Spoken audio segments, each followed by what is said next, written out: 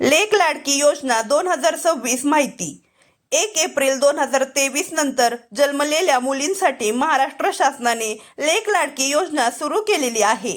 या योजनेच्या माध्यमातून मुलींना जन्मापासून 18 वर्षापर्यंत 1 लाख रुपयांची आर्थिक मदत देण्यात येते। लेक लाडकी योजनेचे टप्पे: मुलींच्या जन्मानंतर 5,000 रुपये, 6 वर्ष पूर्ण झाल्यानंतर 4,000 रुपये, 12 वर्ष पूर्ण झाल्यानंतर 6,000 रुपये, 17 वर्ष पूर्ण झाल्यानंतर 8,000 रुपये, लाभार्थी मुलीचे वय 18 वर्ष पूर्ण झाल्यानंतर 75,000 रुपये दिले जातात।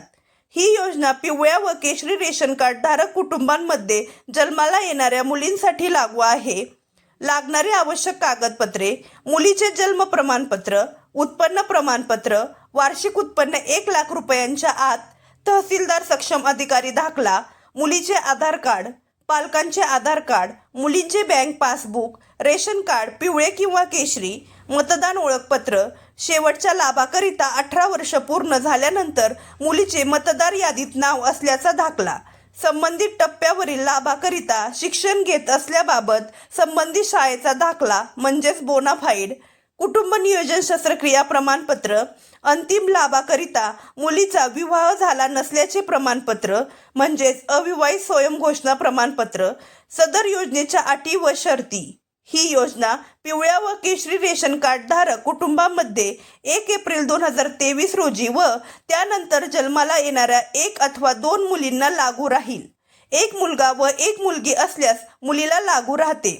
पहिल्या अपत्याच्या 3ऱ्या हप्त्यासाठी व दुसऱ्या अपत्याच्या 2ऱ्या हप्त्यासाठी अर्ज सादर करतेवेळी माता किंवा पित्याने कुटुंब नियोजन शस्त्रक्रिया प्रमाणपत्र सादर करणे अनिवार्य आहे।